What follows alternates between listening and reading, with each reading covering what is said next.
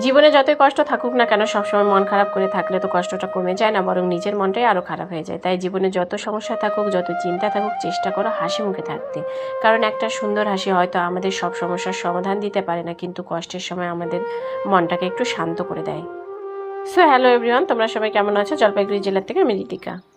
জীবনে এমন অনেক সময় আসে যখন মনে হয় সব কিছু যেন একসাথে কঠিন হয়ে গেছে, কিন্তু বিশ্বাস করো, কোনো খারাপ সময় চিরদিন থাকে না। আজ যে কষ্টটা অনেক বড় মনে হচ্ছে, কিছুদিন পর হয়তো সেই কষ্টের কথাই মনে পড়বে, আর তুমি নিজেই বলবে আমি তো এই সময়টা পার করে এসেছি। তাই কষ্ট থাকুক, চিন্তা থাকুক, তবুও মুখের হাসিটা হারিয়ে ফেলো না। কারোর জন্য নয়, নিজের জন্য হাসো, নিজেকে একটু সময় দাও, নিজের মনকে বোঝাও, সব ঠিক হয়ে যাবে। কারণ জীবনটা খুব ছোট, তাই কষ্টের মাঝেও যতটুকু ভালো থাকা যায়, ততটুকু হাসা যায়, ততটুকুই হাসি মুখে বাঁচার চেষ্টা করি।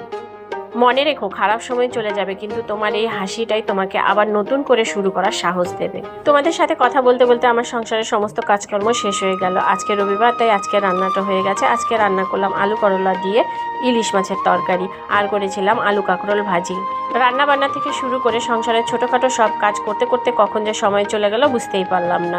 তো আজকের ভিডিওটা এই পর্যন্তই, আবার দেখা হবে পরের ভিডিওতে। ততক্ষণ মধ্যে ভালো থেকো, সুস্থ থেকো, টাটা।